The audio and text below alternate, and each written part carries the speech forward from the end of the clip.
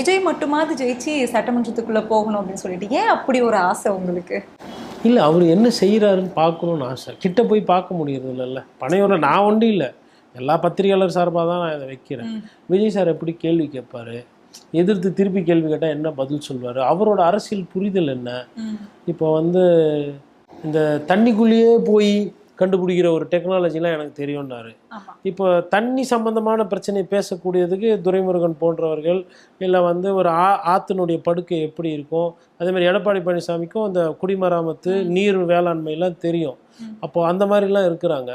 அதுக்கப்புறமா வந்து இப்போது வேறு சிலர் வந்து அதில் மனப்பாடம் பண்ணி நல்லா பேசக்கூடியவர்கள்லாம் இருக்கிறாங்க. இப்போ KN நேரு போன்றவர்கள், அப்புறம் விஜயபாஸ்கர் போன்றவர்கள். அவங்க நடுவில் இவர் எப்படி பேசுகிறாரு, இவர் எப்படி கேள்வி, இவரோட பர்ஃபார்மன்ஸ் வர்சஸ் ரியல் பொலிட்டிஷியன்ஸ் என்ன அப்படின்னு நம்ம லைவாக பார்க்கணுன்னு ஒரு ஆசை தான், வேற ஒன்றும் கிடையாது. அவர் வந்து பதில் தெரியாமல் திரு முழிப்பார், கஷ்டப்படுவார், புக்கு தேடுவார், கூகுள் பார்ப்பார், உள்ள ஜாமர் வேறு இருக்கும், ஃபோன் வேலை செய்யாது, அதெல்லாம் பண்ணுவார். அதுக்கப்புறமா பத்திரிகையாளர் பார்த்தா பின்கேட் வழியாக போயிடுவார். நான் அப்படிலாம் சொல்லலை. அவர் நல்லபடியாக கேள்வி கேட்பார், மக்கள் பிரச்சனையை பேசுவார்.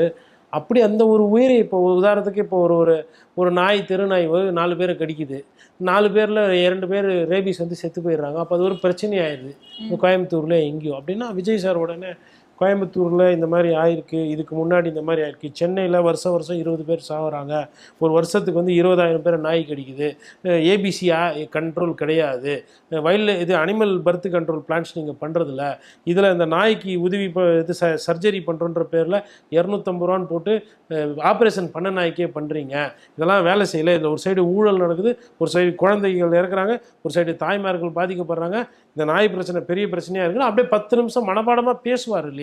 10 நிமிஷம். ஆமாம். ஏங்க 2 உயிர் போயிருக்கு இல்லையா நாய் கடிச்சு, சம்மந்தமே இல்லாமல். அதை குறைஞ்சபட்சம் ஒரு 10 நிமிஷம் பேசுவார், ஒரு உயிருக்கு 5 நிமிஷம் தான் பேசுவார். அப்படின்ற அந்த உயரிய கருத்துல தான் அவர் சட்டமன்றத்துக்கு ஜெயிச்சு போகணுன்ற மாதிரி நான் பார்க்குறேன். வேற எனக்கு எதுவும் அல்ப சந்தோஷம்லாம் கிடையாது.